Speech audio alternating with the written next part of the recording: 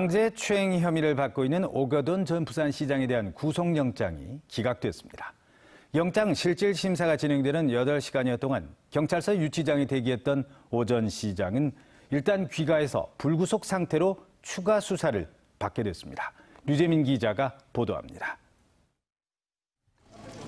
사전 구속영장이 기각되자 오거돈 전 부산시장이 경찰서를 빠져나옵니다. 영장 실질 심사를 받고 유치장에 입감된 지 8시간 20분 만입니다. 영장이 기각이 됐는데 어떻게 받아들이십니까? 죄송합니다. 앞서 오 전 시장은 법원에 출석하면서 강제추행 혐의를 인정하냐는 취재진의 질문에 죄송하다는 말만 반복했습니다. 피켓을 든 일부 시민단체 회원들은 법원 앞에 나타난 오 전 시장을 큰 소리로 질타하기도 했습니다. 오 전 시장은 30여 분 정도 영장 실질 심사를 받고 경찰서 유치장으로 이동해 구속영장 발부 여부를 기다리던 중 혈압이 오르고 가슴이 답답하다고 호소해 인근 병원으로 후송되기도 했습니다. 오 전 시장은 지난 4월 초 업무 시간에 여직원을 집무실로 불러 성추행한 혐의를 받고 있습니다. 경찰은 오 전 시장의 혐의가 중대하다고 판단해 업무상 위력에 의한 추행 혐의가 아닌 강제추행 혐의를 적용해 사전 구속영장을 신청했습니다. 피의자 신문에서 줄곧 범행의 우발성을 강조해온 오 전 시장은 영장이 기각되면서 불구속 상태에서 경찰 조사를 받게 됐습니다. MBC 뉴스 류재민입니다.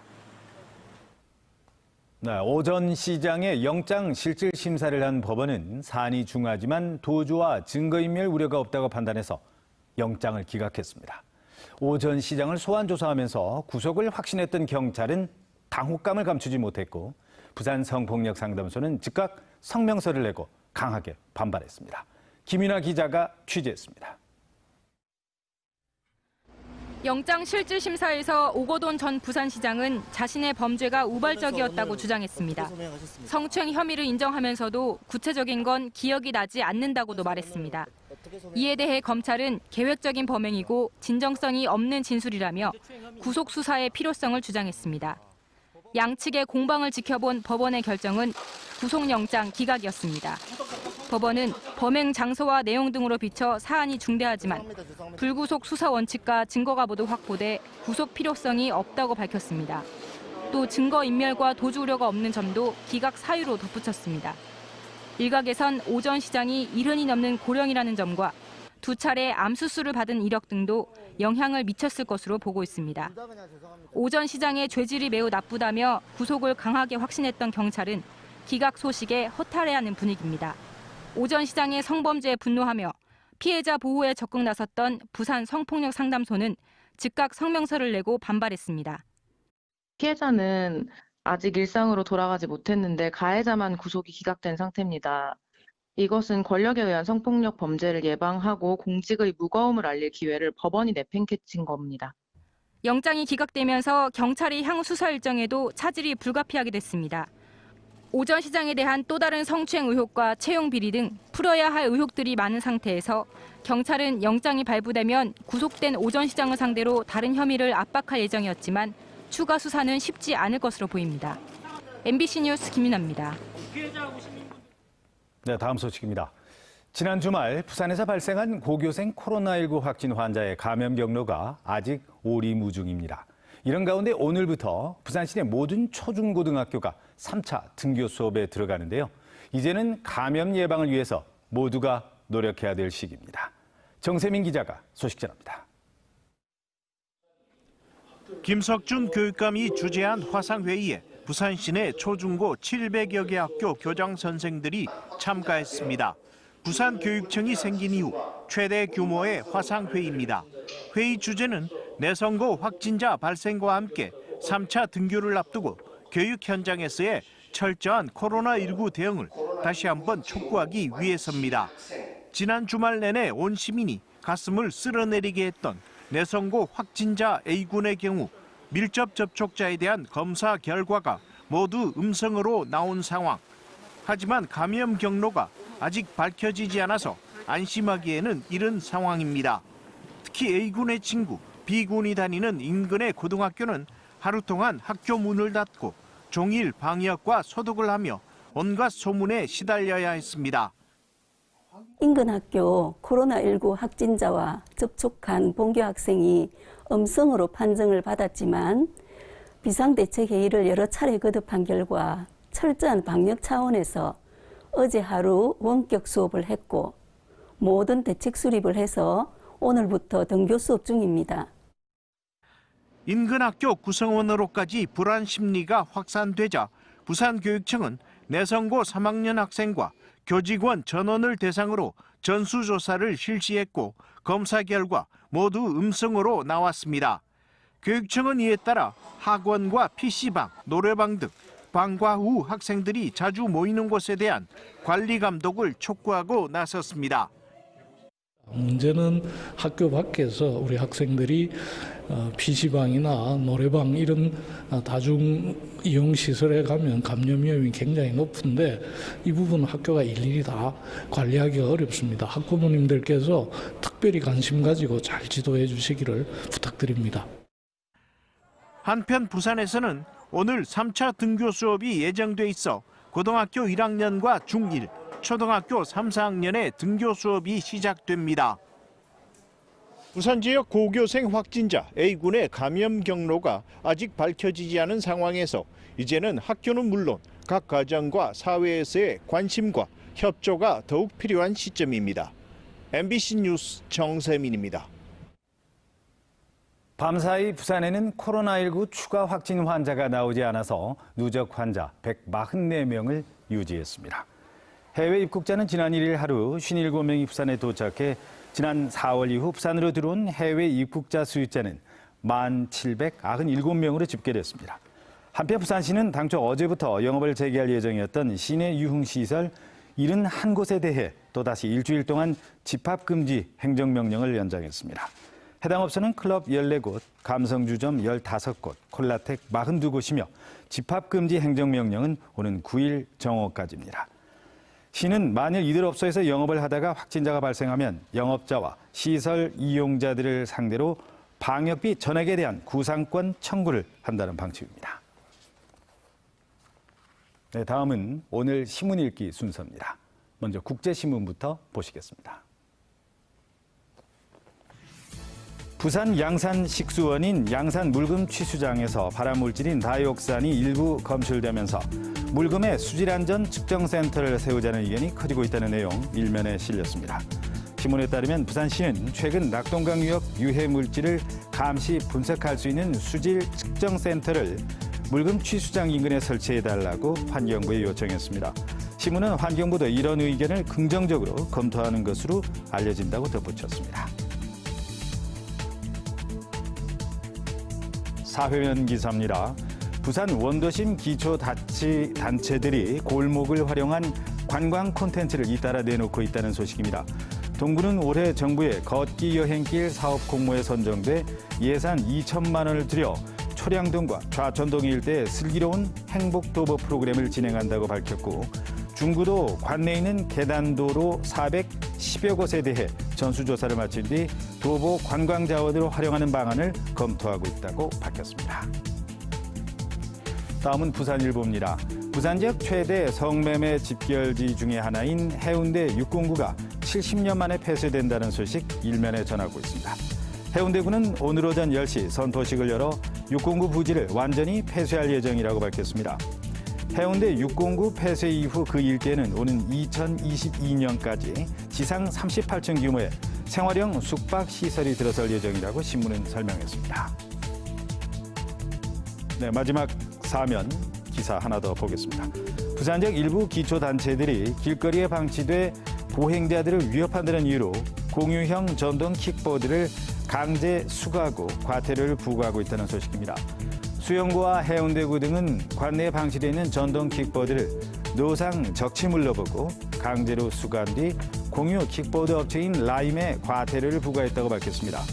이 같은 처분을 두고 대다수의 시민들은 보행자 안전을 위해서 당연하다는 반응이지만 일부에서는 공유경제 취지를 무시한다는 의견도 나오고 있습니다. 지금까지 오늘 아침 신문 살펴봤습니다. 오늘 아침은 하늘이 다소 흐립니다. 하지만 낮에는 맑은 하늘 아래 따뜻한 서풍이 기온을 끌어올리겠습니다. 한낮에 부산은 24도, 양산과 서울은 28도까지 오르겠고요. 주 후반에는 기온이 조금 더 오를 것으로 보입니다. 현재 위성 영상 보시면 전국이 대체로 흐리고 해안가를 중심으로 안개가 짙게 끼어 있습니다. 낮부터 구름과 안개가 걷히면서 하늘은 맑아지겠습니다. 다만 거제와 남해 등 경남 남해안은 오늘 대체로 구름이 많이 끼겠고요. 오후에 산발적으로 빗방울이 떨어지겠습니다. 이어서 자세한 지역별 기온 살펴보겠습니다.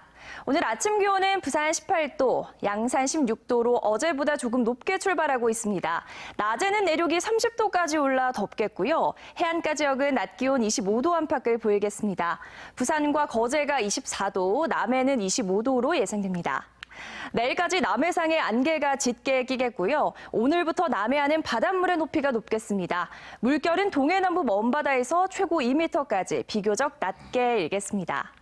남은 한 주 대체로 맑은 가운데 부산은 낮 기온 25도를 웃돌겠고요. 주 후반으로 갈수록 전국의 기온이 오를 전망입니다. 날씨였습니다. 이달 말 김해공항 확장안, 즉 김해 신공항에 대한 최종 검증 결과 발표를 앞두고 다음 주에 보고서 초안이 나올 전망입니다. 여러 쟁점 가운데 안전성 여부가 핵심이 될 것으로 보이는데요. 장애물과 충돌하는 기존 시뮬레이션 결과를 뒤집으려는 국토교통부의 시도까지 더해져 결과는 안개 속입니다. 황지실 기자입니다. 국무총리실이 주관하는 김해공항 확장안, 즉 김해 신공항 검증은 4개 쟁점, 22개 세부 검증 항목으로 이루어지는데 이 가운데 안전성 문제가 핵심입니다. 지난달 시뮬레이션 검증에서 대형기가 착륙 실패 뒤 재이륙하게 될 경우 기체 결함이 발생하면 금정산과 충돌한다는 충격적인 결과가 나왔습니다. 하지만 김해 신공항을 고수하는 국토부는 이례적으로 한 번 수정한 비행 절차를 또 수정해 시뮬레이션 재검증을 요구했고 총리실이 이를 받아들였습니다. 공정성 문제가 제기될 수밖에 없습니다. 이런 가운데 변성환 시장 직무대행이 며칠 전 정세균 총리를 만난 자리에서 기술검증 결과만 발표해 줄 것을 건의했습니다. 김해공항 확장이 관문공항으로 걸맞는지 여부, 그리고 검증 과정에서 드러난 김해공항의 태생적 결함을 있는 그대로 발표해 달라는 얘기입니다. 결국 최종 결정은 청와대 몫입니다. 여권 내 한 관계자는 대통령 공약 사항이긴 하지만 지역 여론을 고려한 정치적 판단은 하지 않을 가능성이 크다고 전했습니다.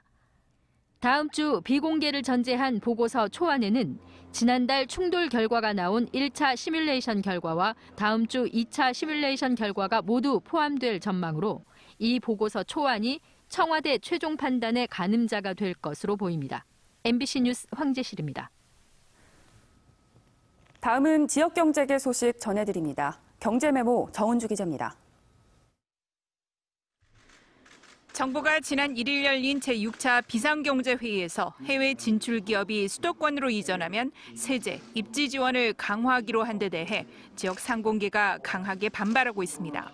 정부가 이날 발표한 정책에는 국내 복귀 해외 진출 기업에 대해 수도권의 문을 가장 먼저 열어준다는 수도권 공장 총량제 범위 내 우선 배정과 중소기업 특별 지원 지역 적용 범위에 수도권을 신규 포함시킨다는 내용 등이 포함돼 있습니다. 이와 관련해 부산상인은 수도권 집중을 막고 지방 균형 발전을 위해 도입한 공장 총량제와 중소기업 특별 지원 지역에 수도권을 포함시키는 것은 수도권 규제의 벽을 허무는 시도라며 정책 방향 수정을 촉구했습니다. 프랑스 르노그룹이 최근 전 세계 공장을 대상으로 15,000명 감원 계획을 밝히면서 르노 삼성 부산 공장에 대해서는 언급하지 않은 것과 관련해 지역 경제계가 한숨을 돌렸습니다.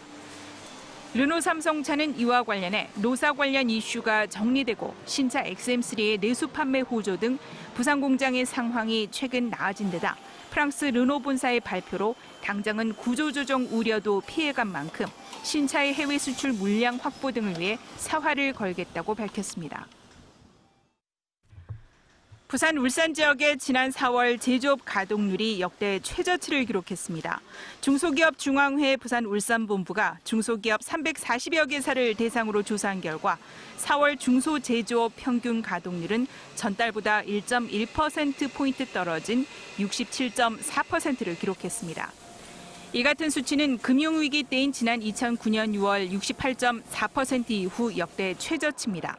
하지만 서비스업 등 비제조업의 경영 실적과 전망 관련 지수가 상승하면서 6월 경기 전망 지수는 전달보다 0.6포인트 오른 54.5를 기록했습니다. MBC 뉴스 정은주입니다.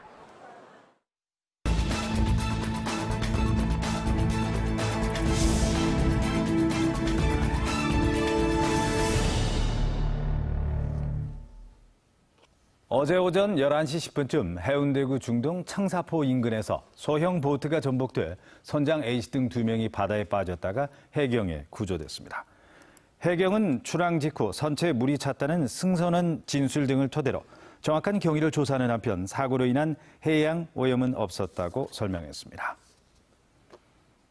북부경찰서는 땅 투자를 미끼로 지인들을 속인 뒤 수십억 원을 가로챈 혐의로 57살 A씨를 구속했습니다.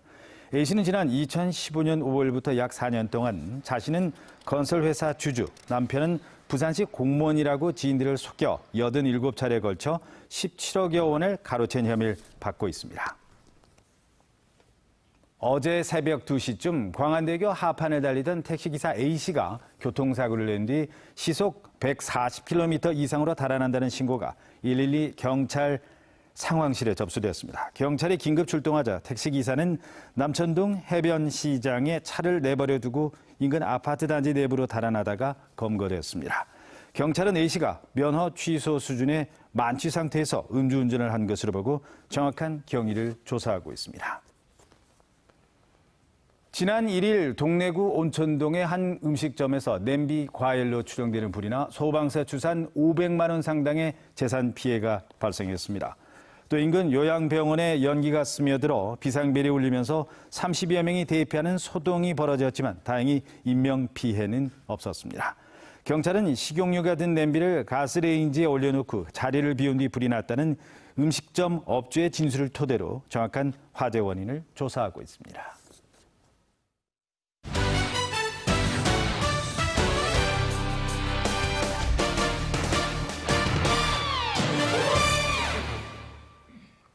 프로야구 소식입니다. 롯데자이언츠가 어제 광주 챔피언스 필드에서 열린 기아 타이거즈와의 원정 경기에서 2대7로 아쉽게 졌습니다. 4회까지 한 점 차로 밀리던 롯데는 5회 초와 6회 초 김준태, 이대호의 연속 솔로 홈런으로 역전에 성공해 승기를 거두는 듯 보였지만 6회와 7회 석점씩을 잇따라 내주며 결국 5점 차로 패했습니다. 롯데는 오늘 저녁 6시 반 기아와 3연전 두 번째 경기를 치를 예정입니다. 송도 케이블카 수익 일부를 공공기부하는 협상이 추진됩니다. 서구청은 송도 케이블카 재협약 추진위원회를 구성해 지난달 첫 회의를 열고 송도 케이블카의 수익 일부를 공공에 기부할 수 있도록 재협약을 준비 중이라고 밝혔습니다. 서구 송도 케이블카는 개장 당시 사업성이 불투명한 탓에 사회공헌 의무가 협약서에 포함되지 않았지만 이후 사업이 성공을 거두면서 공공기부 필요성이 커져왔습니다. 부산신항 다목적 부두 운영 손실 부담을 놓고 일어난 갈등과 관련해 국적근해선사와 부산항만공사가 상사 중재 절차에 돌입합니다. 연근해 선사로 구성된 한국해운연합은 이번 주 중으로 대한상사중재원에 지난 2018년 5월부터 1년간 항만공사가 부과한 다목적 부두 운영비에 대해 재판의 일종인 상사중재를 신청할 계획입니다. 해운연합 소속 7개 선사와 항만공사는 그동안 다목적 부두 운영으로 발생한 손실금 46억 원의 부담을 놓고 접점을 찾지 못해 상사중재를 신청하기로 합의했고 최근 구체적인 절차에 들어갔습니다.